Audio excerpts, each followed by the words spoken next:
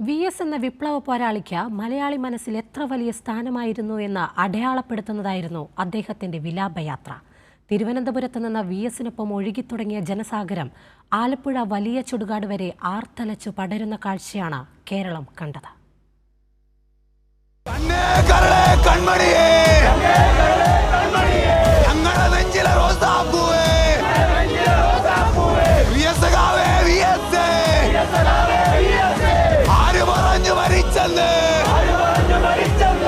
കണ്ണേ കരളെ VS ഞങ്ങളുടെ നെഞ്ചിലെ റോസാപ്പൂവേ എന്ന വിളികൾ കേരളത്തിന്റെ നെഞ്ചിൽ നിന്ന് ഉയർന്ന് അന്തരീക്ഷത്തിലേക്ക് പൊങ്ങിപ്പരക്കുന്ന കണ്ണു നിറയുന്ന കാഴ്ചയ്ക്കാണ് 2025 ജൂലൈ 21 VSന്റെ വിയോഗ വാർത്ത അറിഞ്ഞതു മുതൽ കേരളം സാക്ഷ്യം വഹിച്ചത്.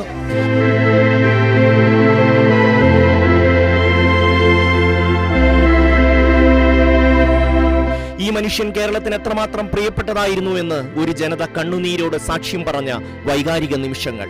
സമാനതകളില്ലാത്ത യാത്രയയപ്പാണ് പുന്നപ്രയുടെ സമരനായകന് നാട് നൽകിയത്. കേരള ജനത ഉറങ്ങാത്ത 3 ദിനരാത്രങ്ങൾ.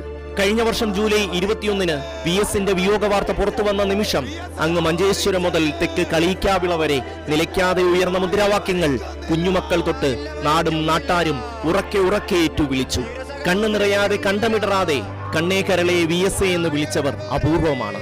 കുട്ടനാട്ടിലെ കർഷക തൊഴിലാളികളെ സംഘടിപ്പിക്കാൻ പി കൃഷ്ണപിള്ള പറഞ്ഞയച്ച 17കാരൻ 101ാമത്തെ വയസ്സിൽ വിട പറഞ്ഞപ്പോൾ ഒരു നാടൊന്നാകെ മുഷ്ടി ചുരുട്ടി കൈകൾ ആകാശത്തേക്ക് ഉയർത്തി അന്ത്യാഭിവാദ്യം നൽകുന്ന കരളൊലിക്കുന്ന കാഴ്ചയ്ക്ക് നാട് സാക്ഷിയായി.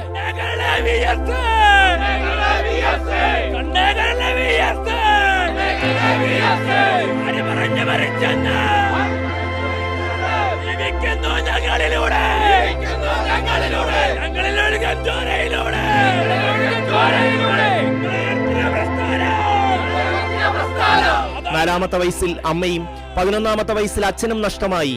4ാം ക്ലാസ്സിൽ പഠനം അവസാനിപ്പിച്ച ഒരു കുട്ടിയാണ് 82ാമത്തെ വയസ്സിൽ കേരളത്തിന്റെ മുഖ്യമന്ത്രിയായി സ്ഥാനമേറ്റത്.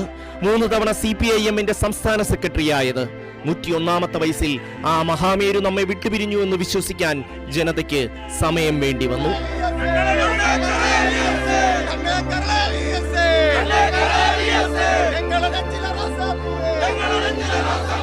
തിരുവനന്തപുരം സെക്രട്ടേറിയറ്റിലെ ദർബാർ ഹാളിൽ നിന്ന് ജൂലൈ 22 2:30 മണിയോടെ പുറപ്പെട്ട VSന്റെ വിലാപയാത്ര ആലപ്പുഴയിലെത്താൻ വേണ്ടി വന്നത് 22 മണിക്കൂറാണ്.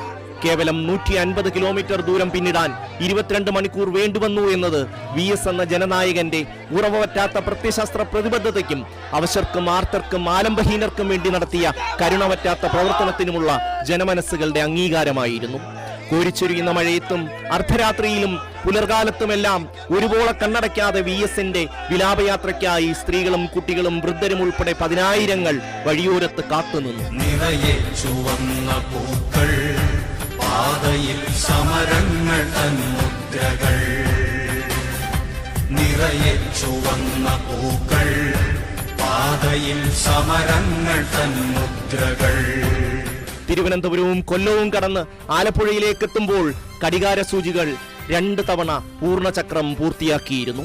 പോരാളികളിൽ പോരാളിയായി, തൊഴിലാളികളുടെ കാവലാളായി, CPIMന്റെ അമരക്കാരനായി, കേരളത്തിന്റെ മുഖ്യമന്ത്രിയായി, അങ്ങനെ കാലം തന്നെ ഏൽപ്പിച്ച ഉത്തരവാദിത്വങ്ങളെല്ലാം കലർപ്പില്ലാതെ ആത്മാർത്ഥതയോടുകൂടി നിർവഹിച്ച പ്രിയപ്പെട്ട VSന് നാട് നൽകിയ വാഗ്ദാനം ഇപ്പോഴും ഉയർന്നു കേൾക്കാം.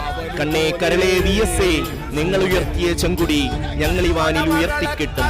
നിങ്ങൾ ഉയർത്തിയ മുദ്രാവാക്യം ഞങ്ങൾ ഈ മണ്ണിൽ ശാശ്വതമാക്കും.